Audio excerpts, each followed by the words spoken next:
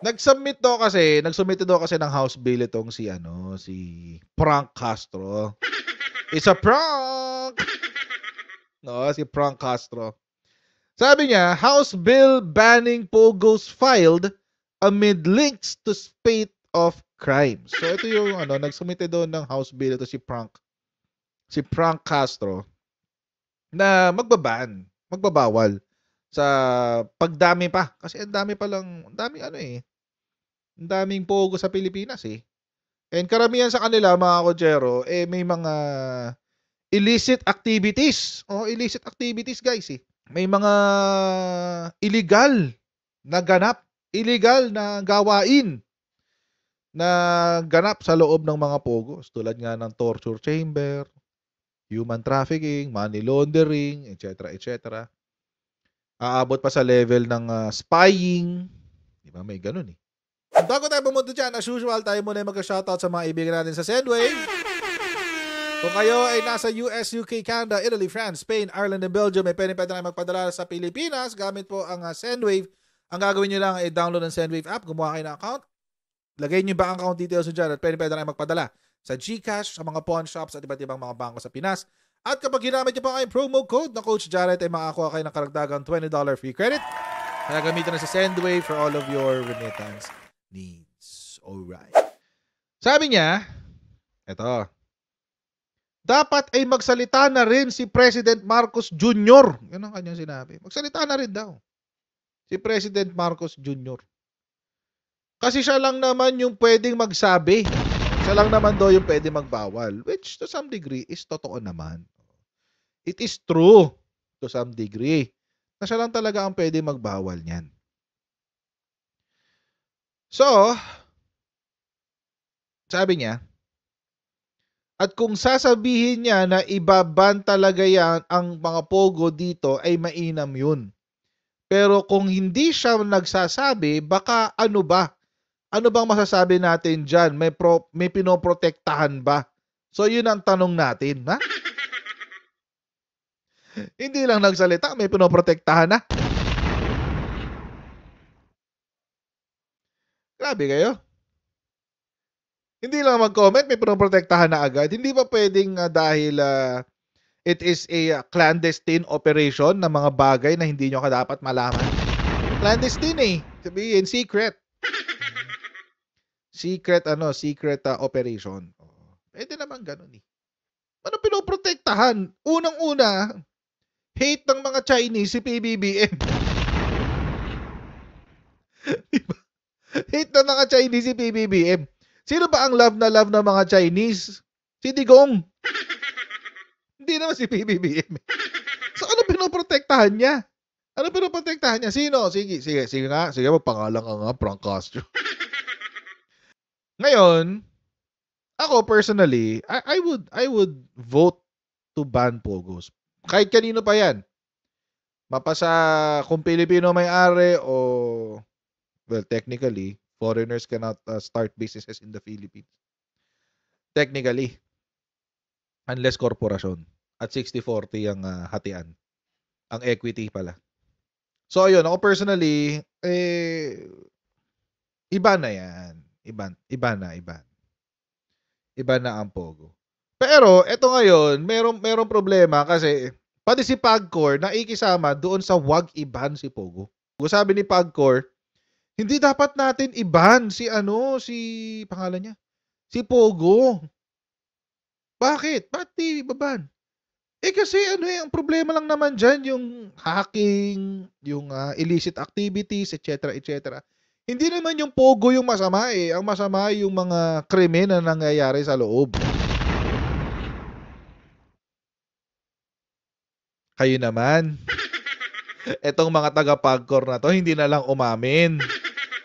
Kaya ayaw nyong bitawan ang mga Pogo kasi ang mga Pogo ang nagpapasok ng pera sa Pagcor. Kasi mga kotsero, if I'm not mistaken, 2023, napakalaki ng contributions na pinasok ng pera ng Pogo sa Pagcor. Legal yun legal money. Hindi yun yung mga lagay-lagay or whatever. Legal yun, legal. yung PAGCOR fees and everything. Malaki kasi yung pinasok na pera ng PAGCOR. So sa kanila, sa mindset ng PAGCOR, ang sinasabi nila, bakit natin tatanggalin? Nagpapasok ng pera yan. Gawin nyo na lang, pigilan nyo yung krimen. Kaso may problema kasi doon, PAGCOR. Kayo lang ang nagbabantay dyan eh. Wala namang ibang pwedeng magbantay dyan. Si PAGCOR lang ang pwede magbantay. At ang PNP, hindi pwedeng makialam dyan kung walang complainant. Imagine mga kotsero, ilang taon na nag-operate yung dalawang PAGCOR na pinasara, dineraid. Ilang taon na sila nag-operate bago pa sila nahuli. And take note, sabi ni Go, si PAGCOR ang nag-ooperate yan eh. Si PAGCOR ang nagbabantay, hindi naman yan under ng LGU. See? Di sana, kung gusto nyo magstay ang Pogo sa Pilipinas, amyendahan natin yung batas na bumubuo sa PAGCOR. Idagdag natin yung police power sa mga Pogo. Na ide-deputize kayo para manghuli.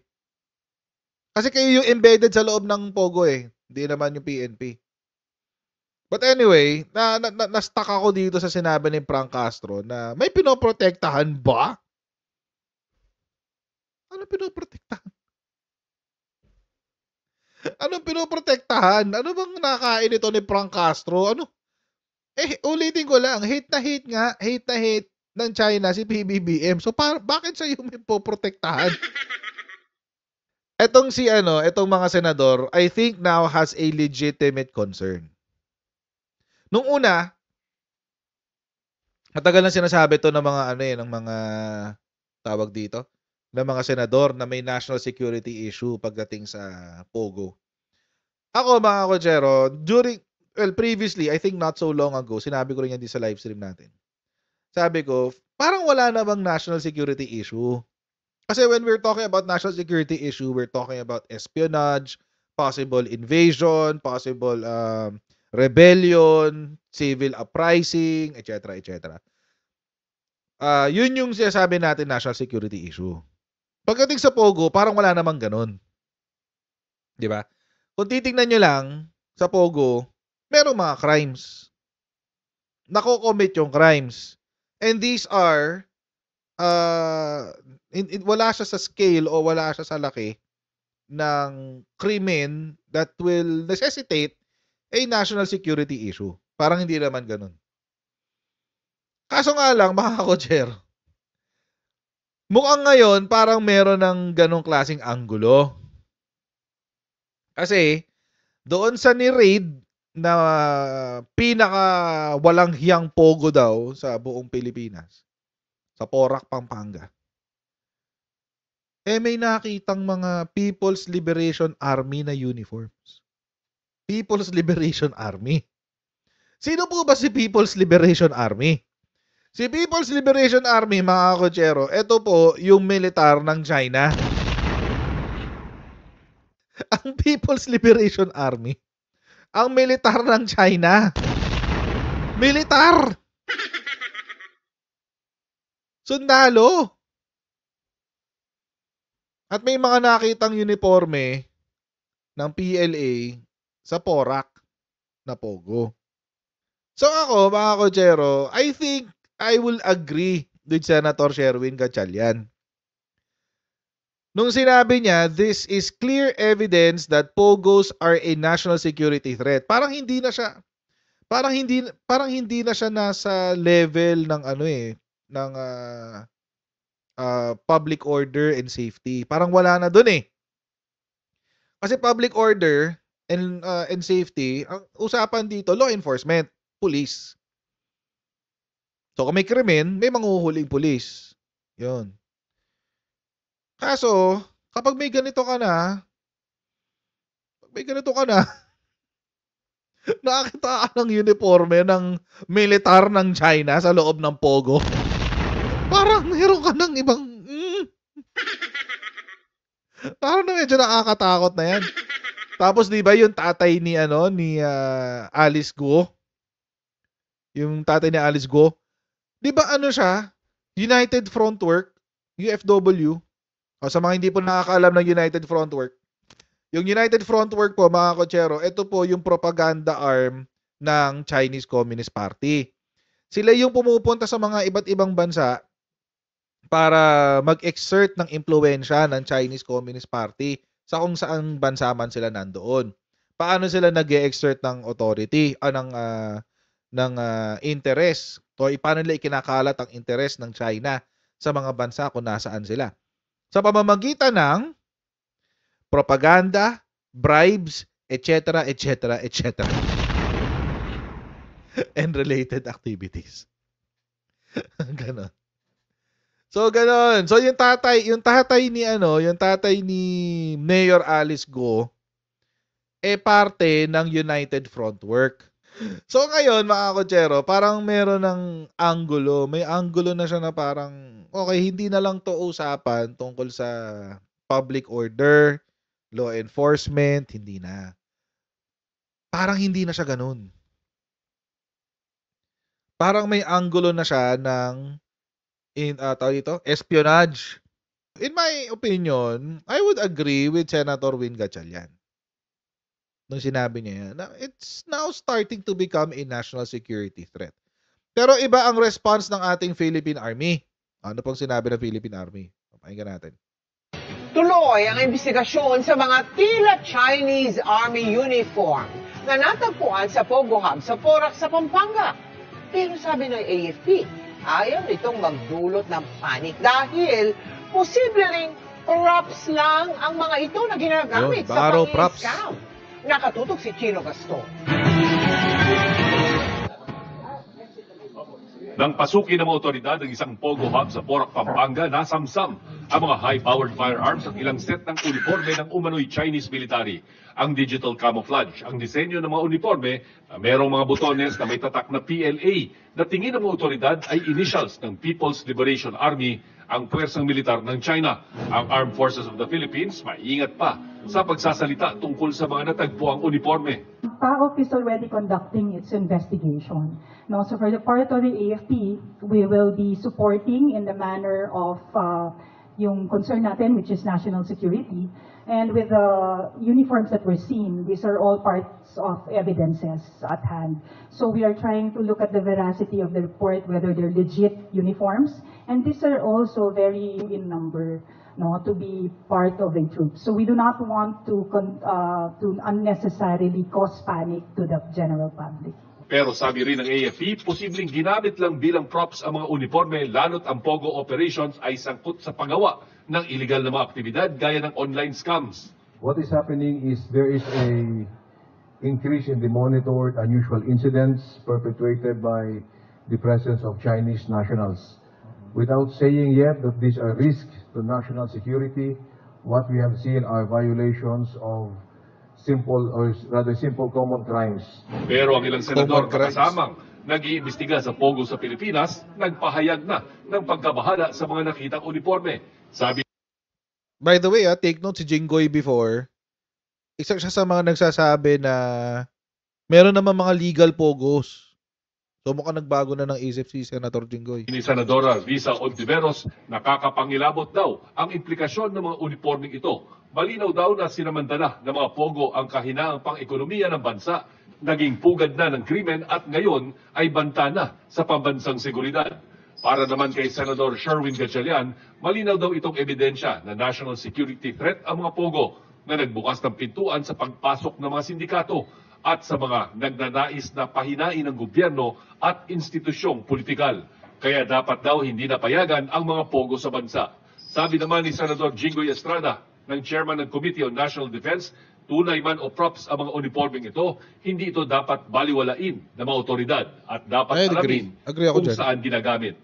Sinusubukan pa ng GMA Integrated News na makuha ang panig ng National Security Council at ng Palasyo ukol dito.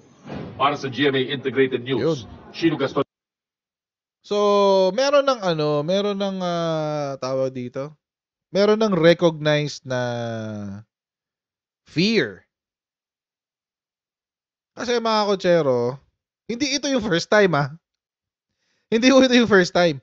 Naalala nyo na merong nahuling sleeper cell ng China ang NBI dyan sa may exclusive village sa may Quezon City. Quezon City ba Pasig? Either of the two.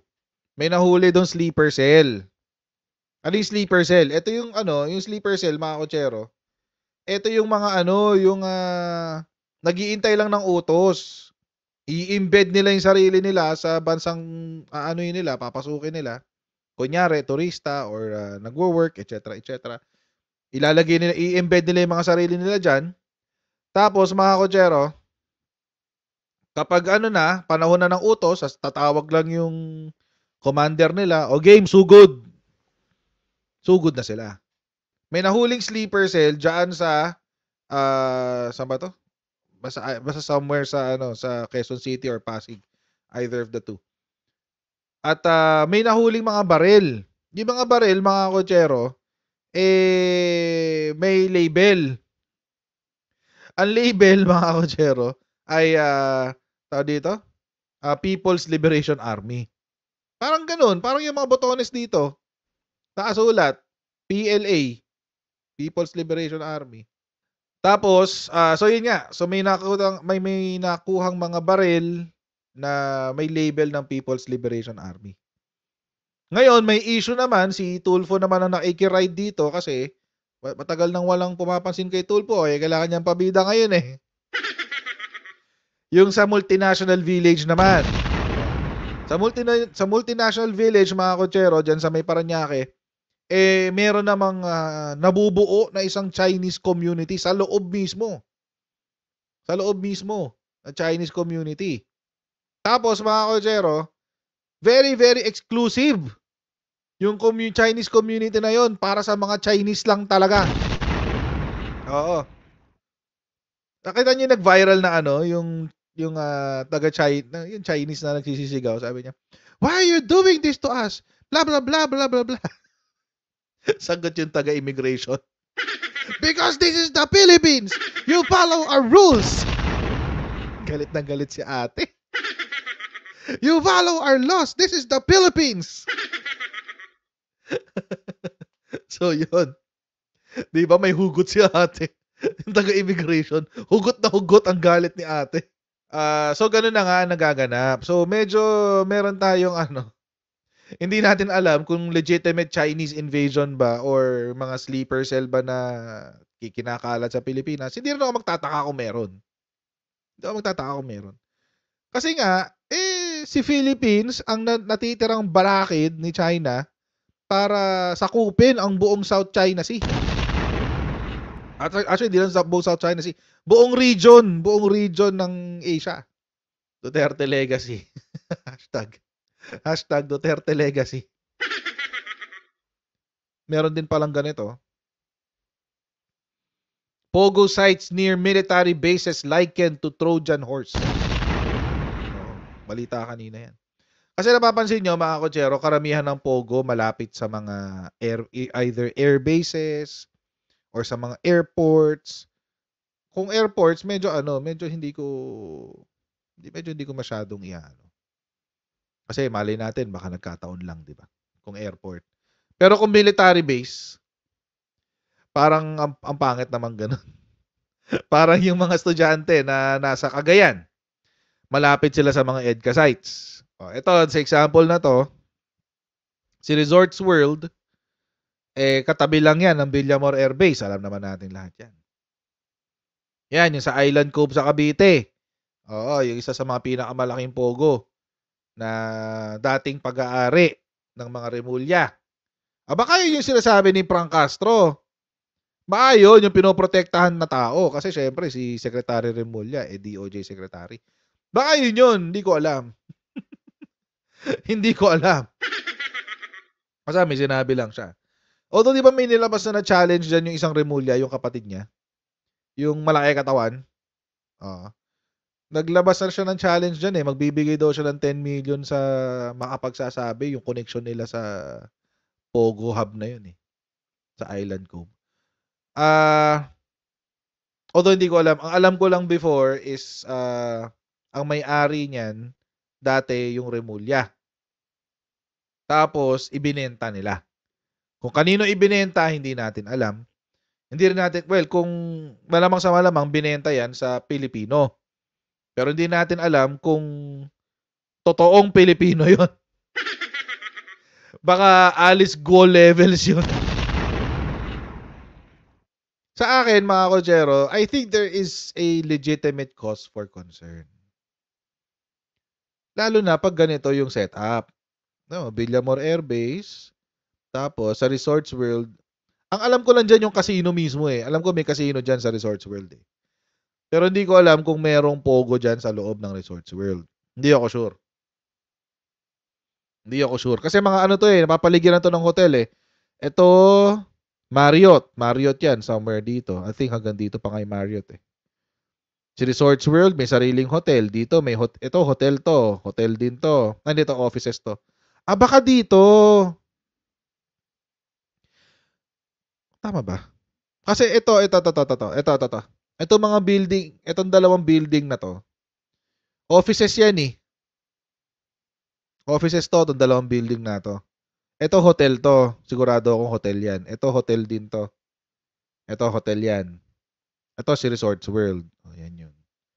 Tapos, ito si Marriott. Yan, si Marriott yan. Yan. Tapos, ito hotel din to eh. Si Belmont yata to eh. Tapos may mga condo na dito sa dulo. Ito, sigurado akong building dito, na office building. Itong dalawang to. Office yan. So, possibly, baka nandito yung pogo. I'm not sure. Hindi ko alam. Possibly lang. Kasi ito yung ginamit na picture eh. So, kung ganun nga, mga kochero, kung let's say, itong dalawa yung pogo, nandito, yung dalawa, parang nakakatakot nga naman, nakatabi niya yung Villamor Air Base. Sa loob mismo ng RWM, merong pogo. Really? Tanungin ko nga isa kong friend dyan. Marami akong mga kaibigan doon sa dating pinag-workan ko na lumipat sa RWM. Anyway, going back, sabi, Philippine offshore gaming operation sites, especially those near military bases, may become a Trojan horse that can be used by China to stage a surprise attack in the country, a security expert said. Grabe. Si Chester Cabalza, president and founder of Manila-based think tank International Development and Security Cooperation, sounded the alarm, but the armed forces of the Philippines said there are contingency measures in place. Meron naman daw silang pang-kontra. Trojan horse, kasi alam naman natin yung kwento ng Fall of Troy, di ba? O malamang napanood nyo yung movie na Troy. O, ganun yung Trojan horse. Kunyari, regalo. Kunyari, nagpapasok ng pera. Kunyari, ang dami-daming benepisyo, etc. Di ba, tinawag pa nga ni Digunggong yan na na Pogos are clean.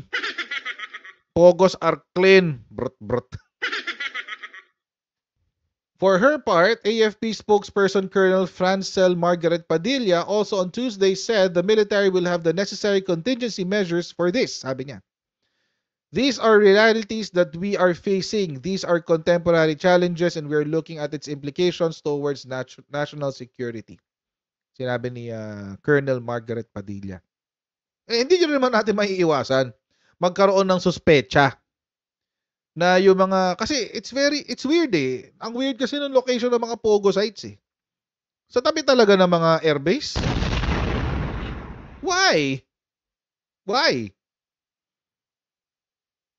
As if hindi pa sapat na hawak na ng China ang ating national grid. Baka hindi niyo po alam, mga kochero, hawak ng China ang ating national grid. Yung sa kuryente, hawak po ng China ang ating kuryente. Woo! Galing-galing naman yarn. Sabi, a former island resort called Island Cove in Kawit has been retrofitted into a pogo site after being sold by the Remulla family in 2018. The site is just a few kilometers away from Sangli Point, a former US base in Cavite. There are also Chinese casinos and pogo sites near Metro Manila's military headquarters, including AFP's Camp Aguinaldo, PNP's Camp Crame, PAF's headquarters in Pasay, the Philippine Army headquarters in Taguig, and Philippine Navy headquarters in Manila. Talagang malapit no? Talagang malapit no? Didikit no? The key strategic locations of POGOs are also sensitive to our national security since it becomes a perimeter for espionage.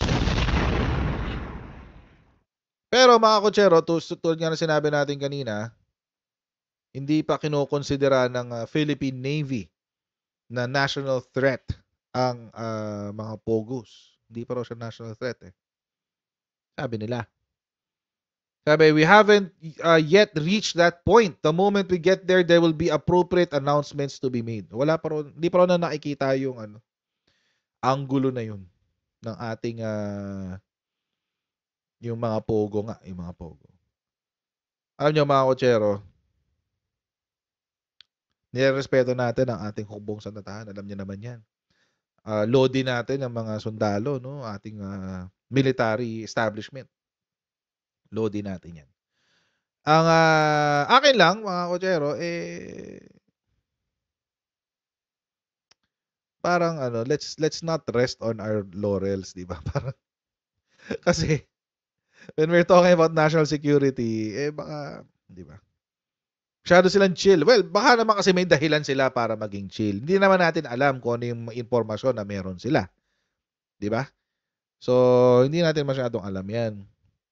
Sila lang nakakaalam yan. Pero para sa akin ba, maganda na medyo mas paranoid tayo ng konti. Maganda yung paranoid tayo ng konti kaysa wala tayong pake, di ba? Kasi kapag walang pake, usually doon nagkakaroon ng problema Yun ang ibig kong sabihin. We have to be vigilant. Kasi kahit na medyo peacetime at wala naman masyado na ikitaan pa na ebidensya na baka meron ngang tawag dito, meron ngang ganyang issue. Mahirap. Mahirap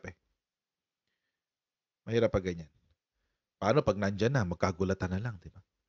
Although sinabi naman nila na may contingency plan sila.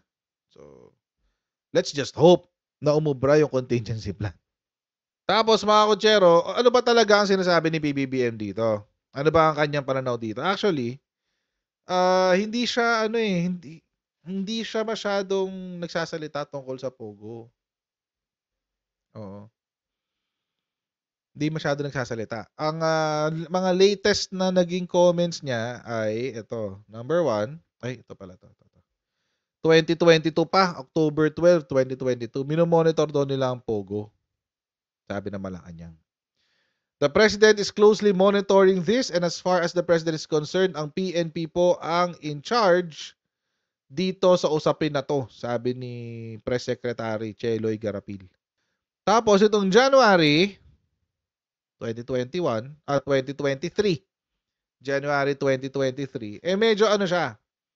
Medyo chill pa siya dyan. Parang, hindi, huwag na muna natin i-ban. Parang it's too early. It depends what purpose is of banning them or removing them because the problem in reference to POGOs come from the illegal ones, not the legal ones. So the legal ones pay their bills and they pay their taxes. Yun yung sinasabi ni PBBM dyan. Sabi niya, when it comes to a blanket policy of banning the POGOs, PBBM said, I don't know what would be the point. It's not a huge part of our economy. And if it's adjudged that there is a social cost, it might not be worth it. The cost might not be worth what they are paying in taxes anymore. So, si PBBM, gusto lang, parang medyo maingat siya pagdating dito sa POGO. Kasi, on one hand, sinasabi niya, wala namang problema, i-ban. Pero, bakit natin i-ban? Para saan? Anong purpose? So, that's one. At the same time, mga kotsero, iniisip din niya, pero kung may social cost, kung masisira naman ng Pilipinas dahil dyan, baka naman hindi sulit yung binabayad. 'Di ba? Baka naman hindi sulit ang binabayad ni ni China sa taxes.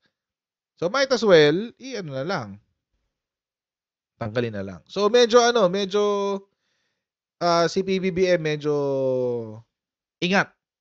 Hindi ingat eh. Ingat is not the right word. Um, Cautious? Prudent na lang, prudent. Medyo siguro ginagawa pa niya yung yung kanyang due diligence pagdating dito sa issue na to. Which alam niyo mga kotsero, it's better than not doing anything.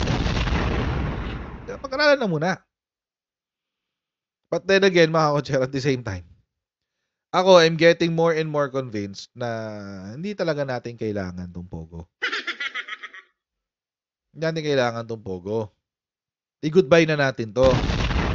Hindi po sulit, Mr. President.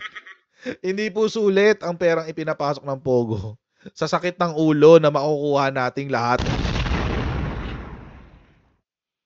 Parang hindi po siya sulit. Although, kanina, meron nilabas na statement si PBBM. Philippines needs to brace for external threats, sabi ni PBBM. Kanina po yan. Sabi niya, according to Marcos, the Philippines' proximity to Taiwan automatically puts it in China's area of interest, which makes it important that the northern part of the Philippines is well prepared for any eventuality. And that is why the external threat now has become more pronounced, has become more worrisome, and that is why we have to prepare. So that is the mission that you have before you. Now you have two missions, whereas before it was only internal security. So dati, yung mga sundalo natin naghahanda lang para sa CPP-NPA. Ngayon it's not the case. Hindi na ganoon ang kaso. Hindi na ganoon ang sistema. Ang sistema ngayon, mga kotsero, naghahanda ka na rin, hindi lamang sa mga kalaban sa loob ng bansa, pero pati na rin sa labas. Siyempre, alam na natin kung sino yung pinapatungkulan dyan ni PBBM. Wala na bang ibang kalaban ng Pilipinas sa labas? Oo. Although, may mga nagsasabi, nakakatawa nga itong mga Duterte Balahura supporters eh. May mga nagsasabi na si Vietnam nagtatayo na rin ng what do you call this, ng kanilang artificial islands, etc., what have you. Okay, sige. Tapos water cannon ba tayo ni Vietnam? I don't think so. Ang mga mangingisda ba ng Pilipinas pinipigilan ni Vietnam? Hindi rin. So anong magiging basis natin para pangambahan si Vietnam? Wala tayong basis. Si China, marami tayong basis para kontrahin si China. Maraming basis. Marami tayong proof na nagsasabi na etong si China ay napakawalang hiyang kapitbahay. Kung pag-uusapan lang natin kung dapat bang awayin na rin si Vietnam, and it's a no-brainer. It's a no-brainer. Wala namang ginagawa sa atin si Vietnam eh. Sa atin pala, si Vietnam. Ba't mo awayin? Awayin mo, yung may ginagawa sa yung mali. Pag sinasakop na yung sovereign rights, o binawalang hiya na yung sovereign rights, parang kailangan mo ipaglaban sarili mo dyan.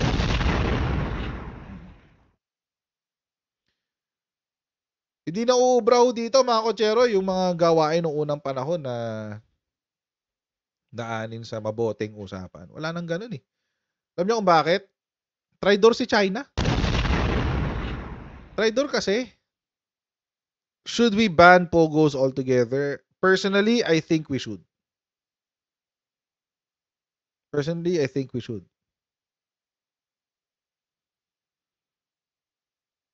And hindi na lang ito muna sa national security. I'm sure it's a factor. Diba? Kasama yan dun sa usapan when we're talking about national security. Pero for more than anything else, mga kotsero, parang ang pangit kasi sa Pilipinas na nagiging puntahan ng sindikato ng China. Diba? Parang ang pangit. Pilipinas yung bagsakan ng mga sindikato sa China. Pangit eh.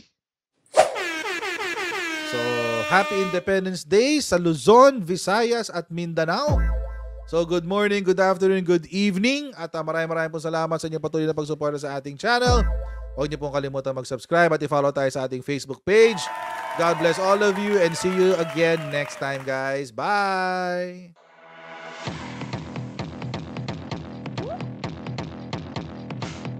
Pag ganun, huwag natin gawing tanga mga Pilipino. Mas maganda kasi nasa lugar ka ng tama kaysa yung pinipilit mo yung pagkakamali.